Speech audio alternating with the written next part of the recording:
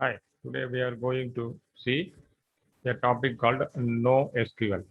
We are going to see introduction to NoSQL, characteristics of NoSQL, and types of NoSQL, and difference between the SQL and NoSQL. What is NoSQL? NoSQL stands for not only SQL. Okay, it is an open source database.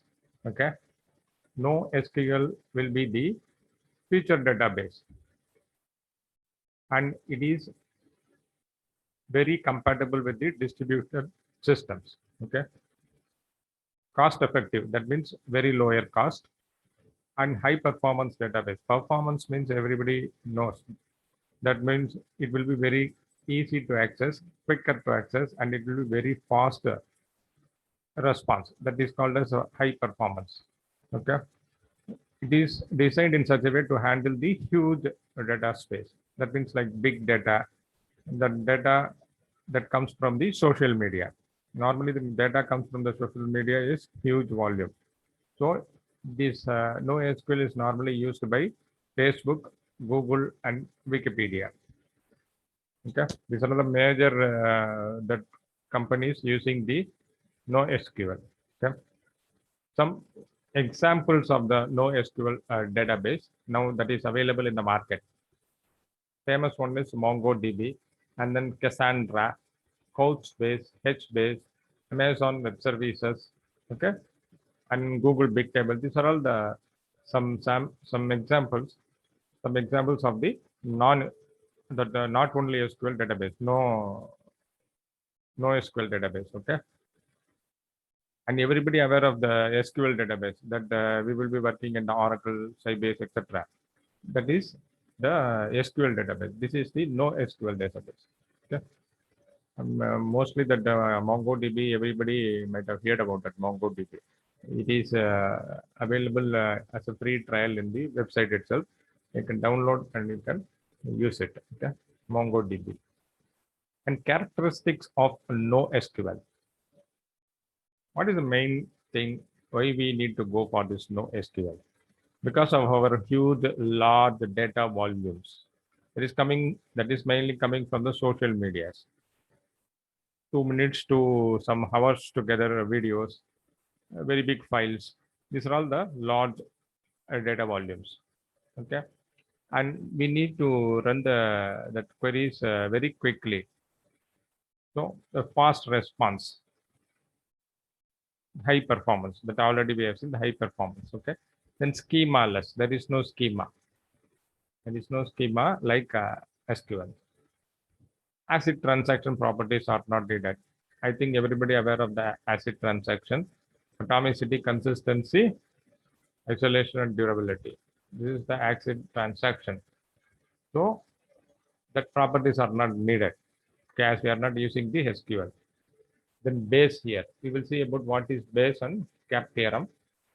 As we are not using the tables, okay, we are not going to use the joins. No complicated relationship. Okay, there is no complicated relationship, and less cost, less administration time. These are all the main characteristics of the NoSQL. Okay, base. We have seen about the what is we have seen here the characteristic. One of the characteristics of the NoSQL is base and cap theorem. Base is basically available soft state, that is the expiration of the information, and eventually consistent, that is called as the base. Okay. What is cap theorem?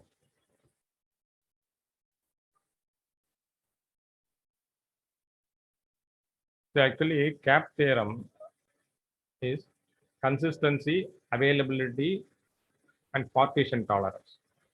There is one belief in the event of network failure in distributed system, particularly in distributed system, in the event of the network failure, it is possible to provide either consistency or availability and not both. That is called cap theorem. That is why the diagram has been given like this. either consistency or availability. Okay, that is the CAP theorem. We can provide either the consistency or availability, but not the both. And major NoSQL types: key value store, document store, and column database. Okay, key value store is like basic get, update, and delete, and document store is the JSON and XML document structured one. And columnar database means reduce access and scanning time, still use tables but without join statement. Columnar database means we are going to use the table like structure, but we are not going to use the joins. NoSQL summary. Here it can handle the huge data. High availability is there, 24/7, but at low cost. But we have to spend more for the RDBMS. Data redundancy, high performance. We will see the differences between the SQL and NoSQL at the end. So I am not telling the difference. Less administration times and less standards. Okay. Now we are going to see the difference between SQL and NoSQL.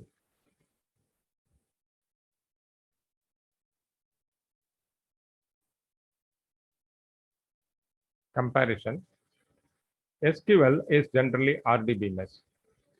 We know that RDBMS database will have multiple tables, and tables will have the fixed structure, and the tables will have multiple rows and columns.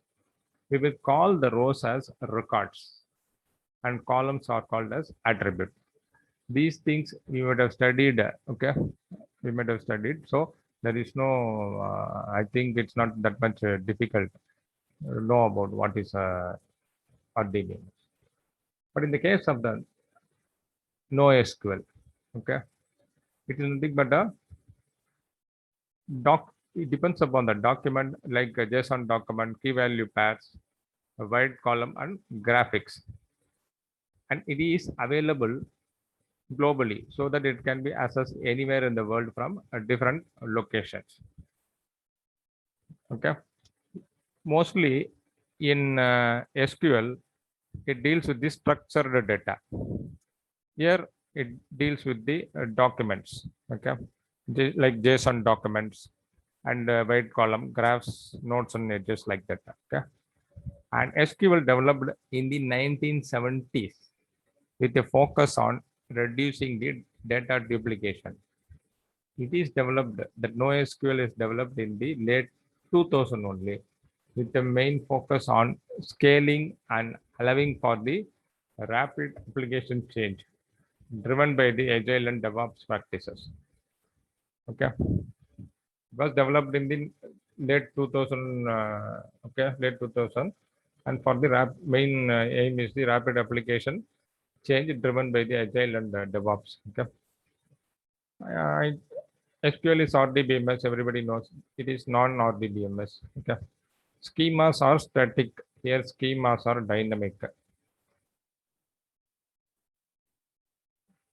Okay, that means MongoDB, dynamic means MongoDB is a cross-platform and document-oriented database. In this case, the database will have the collections, and collections will have the document, that is the readable structure.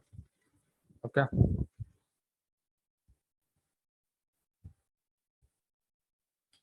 Here, there will be some table relationship. I think everybody knows about parent table relationship, one-to-one, one-to-many relationship in the RDBMS. And two tables are linked by using one common column, so that we can write the complex queries. Here, there is no interface to prepare for the complex query. Okay. These are all some differences what I know between the SQL and NoSQL. If you browse through the Google, you can get much more differences like this. Okay. So far, we have seen about NoSQL, what is NoSQL, characteristics of the NoSQL, and we have seen the difference between the SQL and NoSQL. Thanks. Bye.